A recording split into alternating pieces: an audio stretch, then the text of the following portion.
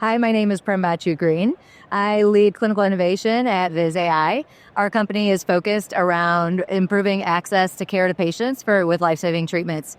And we do that by infusing technology into the care pathways where physicians have access to the most critical information at their fingertips so that they can improve the decisions that they're making around what the next best treatment options are for patients. Very cool. So Viz AI and there's a lot of technology, especially here at Health, and incorporating that into the workflow sounds really important. But where specifically, you mentioned informing decisions. Yes. Tell me a little bit more about the technology. Yeah, absolutely. So the way our technology works is we ingest multiple forms of data, whether it's imaging data, EMR data, to really then use our algorithms, our AI algorithms, to detect disease and notify physicians and their entire care teams about what is happening with that patient so they can make a decision around what that next step is that they want to take with the patient.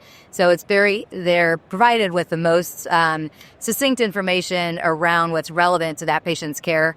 So they're able to make timely decisions and accurate decisions for that patient. Got you. That sounds important. And is it a standalone application? Is it something that's kind of baked within EMR? How does it work? Yeah, great questions. So our application is actually available via a phone app or also by desktop.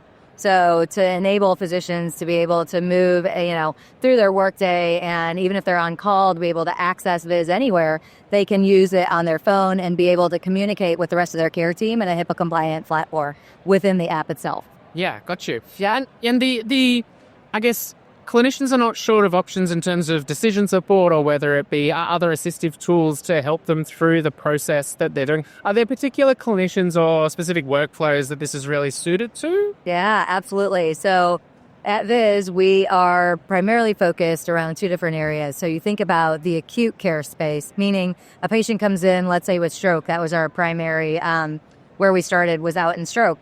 It was to identify gaps that existed in ensuring that the neurointerventionalists or the specialists were able to get access to the imaging along with the radiologist in a timely manner. Stroke time is brain. And we want to ensure they're getting it in a really fast manner so that they can improve patient outcomes overall.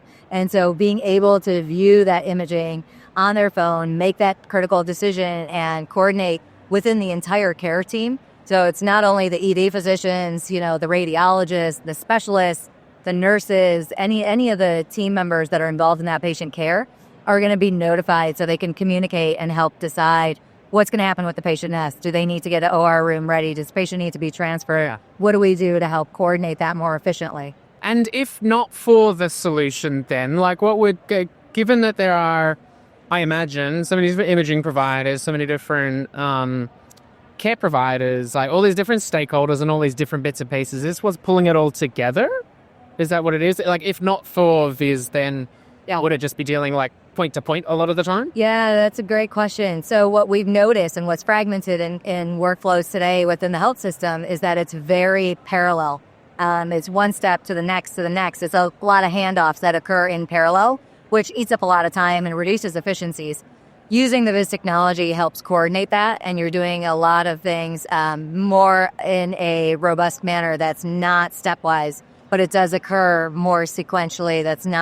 It's reducing that overall time so that teams are coordinating things together. Yeah, no, that sounds important. And so, everyone's excited about the opportunity of AI assisting in some of these workflows and particularly utilizing a lot of data. Is this kind of core to a lot of the work you're doing now too? Absolutely. I think it's amazing to have data available, whether it's imaging data, EMR data. It's really what allows for us to build robust data sets, even for development of our AI algorithms. We want to ensure there's equity and looking at our patient populations that are all representative in the AI models that we're building within our algorithms. But the data is also very important so that there's good interoperability. You can reduce retesting rates, provide more clarity to clinicians around what's most impactful to patient decision-making. Yeah, absolutely. And lastly, where are your priorities at over the next kind of 6, 12, 24? You'll be leaving health with all bright, shiny new ideas and also sharing some of those ideas with people too. What can we look forward to seeing? Yeah, absolutely. I think our biggest focus right now is really thinking about how we continue to expand into a lot of different disease areas. We would love this to continue to be the platform of choice.